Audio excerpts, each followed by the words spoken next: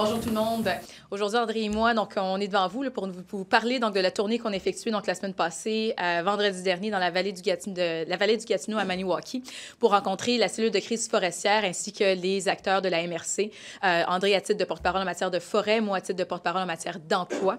De mon côté, en matière d'emploi, ce qu'on a entendu, c'est qu'évidemment, donc, avec l'annonce de la fermeture imminente de l'usine donc, de produits forestiers résolus, de la série de produits forestiers résolus, ça donne donc, ça fait en sorte que la région est dans une période de grande incertitude. Et ce qu'on nous explique, c'est que Service Québec n'est pas au rendez-vous.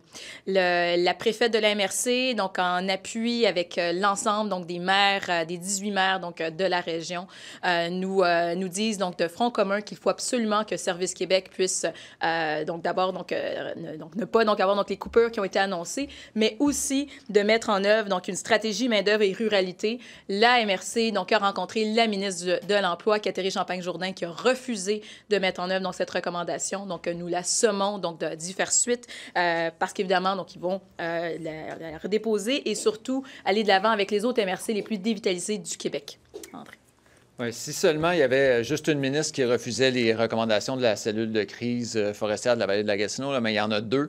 La ministre de la Forêt et des Ressources naturelles a refusé leur demande pour que les entrepreneurs forestiers puissent aller en forêt, puissent effectuer des coupes forestières de façon exceptionnelle afin de maintenir en vie leur entreprise d'ici les prochains mois. Ce qui est en train de se produire, c'est qu'un après l'autre, les entrepreneurs forestiers sont en train de remettre leurs clés à la banque, sont en train de déménager vers d'autres régions. Et quand ces entrepreneurs-là quittent une région forestière, c'est extrêmement difficile de relancer cette industrie-là. Alors, on demande à la ministre de la Forêt d'agir de façon exceptionnelle pour s'assurer que cette industrie-là ne tombe pas dans la vallée de la Gatineau qui a été construite sur l'industrie forestière. Je veux prendre quelques instants rapidement pour vous parler de santé, réitérer la demande qu'on a faite hier au ministre de la Santé, à Santé Québec, de trouver une façon pour que les 1400 employés du réseau de la santé qui occupent 2 emplois puissent continuer de le faire, puissent continuer d'offrir des services à la population. Là, on nous a vanté lors de la création de Santé Québec à quel point ce serait un employeur de choix, à quel point ça permettrait de la flexibilité pour tous ces employés-là du réseau d'offrir davantage de services. Puis la première chose qu'on apprend, c'est qu'il y a des gens qui vont devoir quitter un emploi qu'ils aiment dans le réseau de la santé. Alors, on leur demande de trouver une façon de s'y prendre pour que ces gens-là puissent continuer à offrir des services aux Québécois et aux Québécoises. La ballonne est en train de se dégonfler concernant Santé Québec, la santé. Aujourd'hui, on est obligé de prendre des mesures pour forcer les optométristes à donner les services. Il y a une guerre larvée avec la Fédération des médecins biopraticiens. Oui, bien d'abord, sur la question des optométristes, on a eu la discussion il y a quelques semaines quand les optométristes ont parlé de moyens de pression, c'est-à-dire de cesser d'offrir des services remboursés par l'État. Et à ce moment-là, on vous a dit qu'il était temps que les deux parties s'assoient, négocient de bonne foi, agissent en adultes pour le bien de la population. Ça fait 4 ans que les optométristes n'ont pas que leur convention elle est échue. Donc, le gouvernement avait tout le temps nécessaire pour faire avancer les négociations et ça n'a pas eu lieu. Alors, aujourd'hui, on se retrouve avec, disons, une mesure nécessaire pour préserver les services à la population, mais qui aurait pu être évité si le gouvernement avait négocié de bonne foi avec les optométristes au cours des dernières années. Sur M. Boisy, est-ce que c'était trop hier? Je vous dirais que... Je vous dirais 2 choses sur l'enjeu de M. Boisy. D'abord, là, moi, j'ai été leader parlementaire. Là, nous, on a choisi de faire une motion sur cet enjeu-là, une motion qu'on a voulu... à travers laquelle on a voulu rallier tous les partis politiques et même Québec solidaire s'est rallié à notre motion. Alors, mais on le fait quand on est leader parlementaire, là, on le fait de façon indépendante. Là, on n'appelle pas les autres partis pour savoir de quoi ils vont parler cette journée-là, c'est quoi leur priorité. Moi, je constate que les 4 partis, incluant Québec solidaire, ont voulu parler de cet enjeu-là. Et c'est un peu normal parce que les propos de M. Boisy, ils étaient forts, ils étaient sans précédent et je pense qu'ils sont venus miner, disons, la crédibilité de l'institution et de plusieurs de ses membres. Alors, je pense que c'était nécessaire d'avoir les débats qu'on a eus hier et les échanges qu'on a eus hier. On avait demandé des excuses en bonne et due forme à M. Boisy. Ce qu'on a eu de sa part, c'est, disons, un discours du bout des lèvres où il s'excuse pour sa maladresse.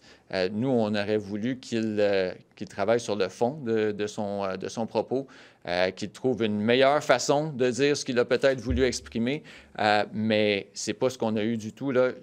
Étant donné la teneur des propos de M. Boisy, il aurait été de mise qu'il s'exprime clairement, sans équivoque, qu'il offre ses excuses à l'Assemblée nationale du Québec, à ses députés, à tous ceux qu'il a ciblés personnellement. Et moi, je l'ai dit hier à certains d'entre vous, mais je vais le redire, là. Moi, j'ai travaillé de façon très près au fil des ans avec Lionel Carman, avec Christian Dubé. Ce sont des députés, des ministres qui sont ici sans aucune malice et très certainement qu'ils sont très loin d'être qui expriment une quelconque forme de racisme dans leurs propos. Oui, c'est des excuses. Bien, quand on tient des propos publiquement qui vont aussi loin que ceux que M. Boisy a tenus au cours des dernières semaines, la moindre des choses, c'est de publiquement venir au micro et corriger le tir. Des micros comme ceux-là, il y en a partout dans cette Assemblée-là. Vous en avez tous entre les mains. Alors, il ne manquait pas d'opportunité de s'exprimer à l'Assemblée nationale de façon claire, devant une caméra, au micro, et dire qu'il s'excusait pour ses propos. Il a choisi de ne pas le faire et Québec solidaire est d'accord avec sa façon de faire. Tiens que tous les partis sont tannés, écœurés du wokisme de Québec solidaire qui joue à la victime depuis 10 ans. Présentait, puis il parlait au nom de tous les autres partis. Ouais. Moi, je ne veux pas extrapoler quoi que ce soit là, par rapport aux motions qui ont été adoptées hier de façon unanime. D'ailleurs, donc, les mots qui étaient indiqués dans ces motions-là et les propos qui ont été tenus par notre porte-parole, Jennifer Macaron, lors du débat, là, ce sont les nôtres. Alors, n'essayez pas de lire autre chose que ce qu'il y avait dans la motion. Nous, on pense très clairement que M. Boisy est allé trop loin, qu'il a insulté des membres de cette Assemblée-là, qu'il a insulté l'institution elle-même et saurait mériter des excuses publiques au micro, ici à l'Assemblée, et des excuses sans équivoque sur le fond de son propos et non pas sur sa maladresse. Plamondon vous met des mots dans la bouche. C'est ce qu'il a dit. Il dit que c'est ce que les partis soutiennent, qui sont tannés du wokisme de Québec solidaire, qui crée de la polarisation, que les gens sont tannés à l'Assemblée nationale de ce parti-là. Est-ce qu'il va trop loin, M.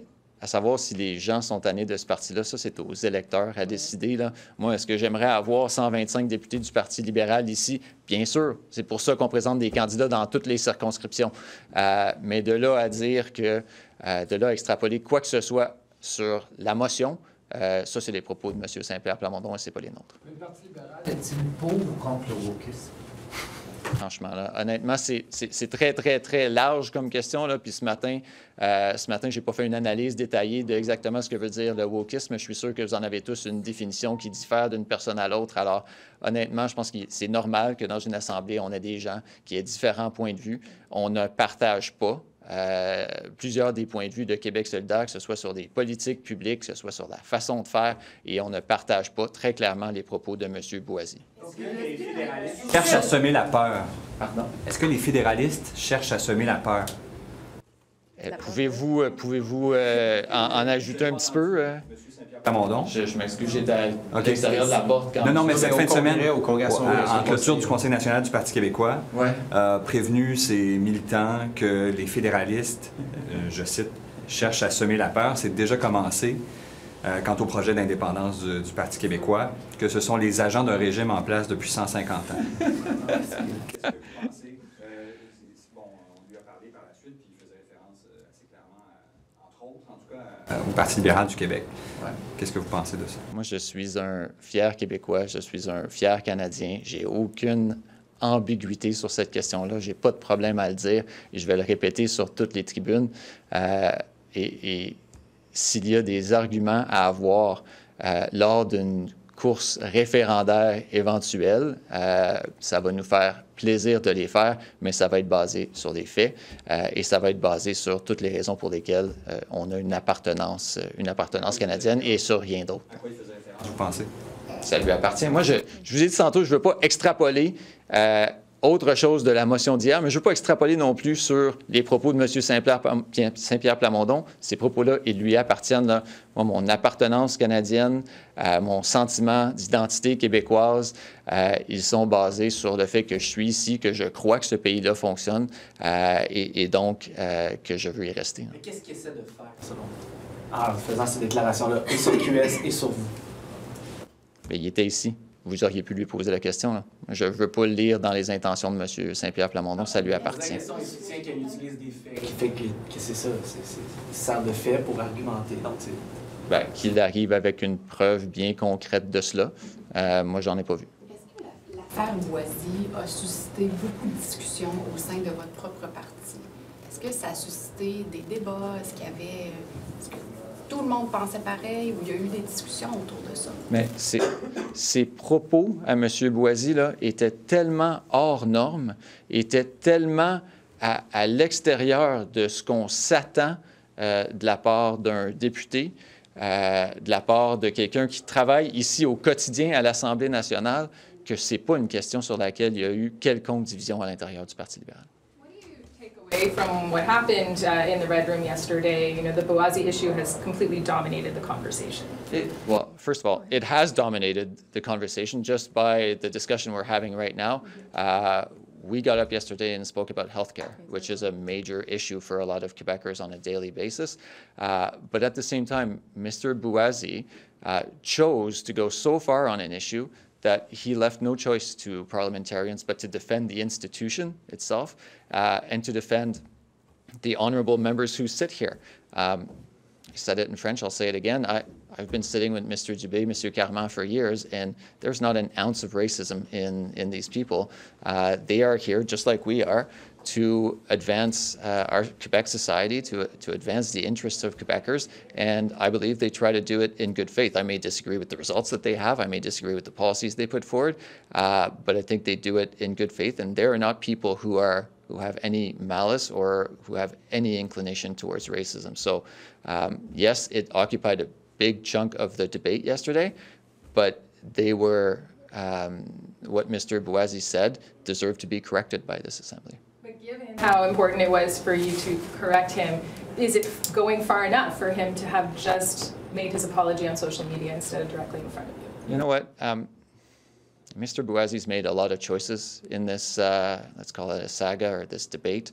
One choice that he should have made was to come to a microphone like this one, to stand in front of a camera, to answer your questions, and to give a fulsome and wholehearted apology. That is not what we understood by his half measure on social media. He still has the opportunity to do so, and I wish he would stand here today as soon as possible to give a fulsome apology, not just on his maladresse, but on the actual facts that he stated. Il a pris congé aujourd'hui, juste pour votre information. Il a pris congé aujourd'hui? Oui. Il viendra demain dans ce cas-là. Merci. Merci.